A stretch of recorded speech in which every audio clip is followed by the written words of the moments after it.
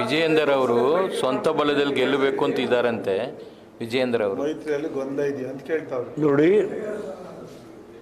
ನಾನು ಅವ್ರ ಯಂಗ್ಸ್ಟರು, ಅವ್ರ ಬಗ್ಗೆ ಉತ್ಸಾಹದಲ್ಲಿ ಕೆಲಸ ಮಾಡ್ತಾ ಇದ್ದಾರೆ. ನಾನು ಕಾಮೆಂಟ್ ಮಾಡಲ್ಲ.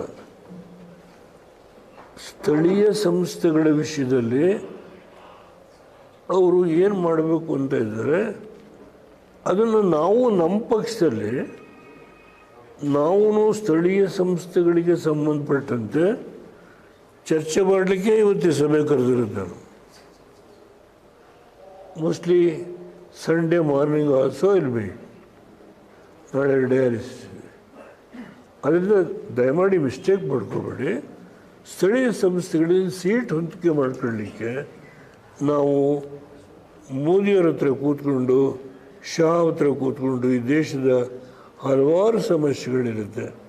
ಅದರಲ್ಲಿ ಇದನ್ನು ತಗೊಂಡೋಗಿ ಇಲ್ಲಿ ಲೋಕಲ್ ಬಾಡಿ ಎಲೆಕ್ಷನ್ ವಿಷಯ ಚರ್ಚೆ ಮಾಡಲಿಕ್ಕಾಗಲ್ಲ.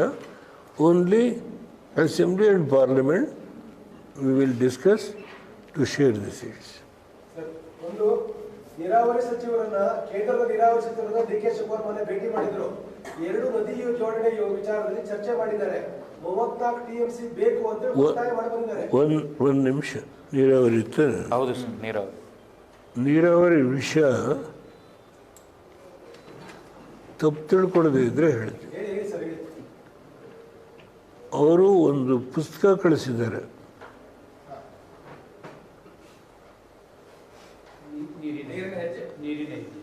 ನೀರಿನ ಹೆಜ್ಜೆ ಕಳಿಸಿದ್ದಾರೆ.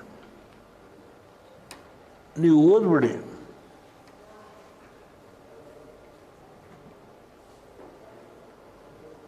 ನೀವು ಓದಿದ್ರೆ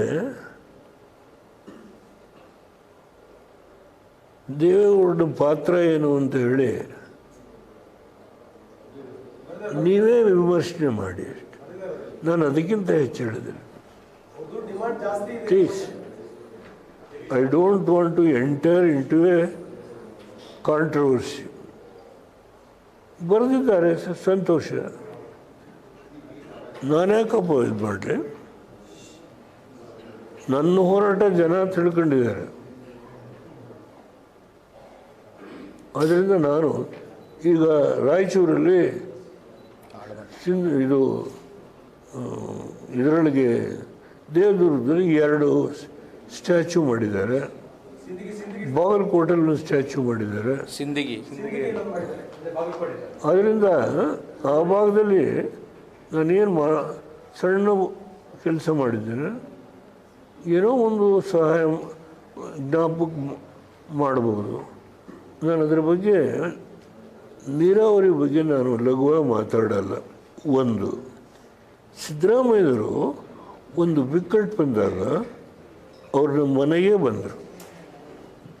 ರಾಜಕೀಯ ಭಿನ್ನಾಭಿಪ್ರಾಯ 1000 ಇರಲಿ, ಬಂದರು. ಮೋಹನ್ ಕಾತ್ರಿಕೆ ಬಂದರು, ಡಾಕ್ಟರ್ ಮಹದೇವಪ್ಪ ಬಂದರು. ನಾನು ಈ ಗಾಂಧಿ ಸ್ಟ್ಯಾಚ್ಯೂ ಹತ್ರ ಧರಣಕ್ಕೆ ಹೋದೆ. ಇದೇ ಮೋದಿಯವರು ಅನಂತಕುಮಾರನ್ನ ಕಳಿಸ್ಕೊಟ್ರು.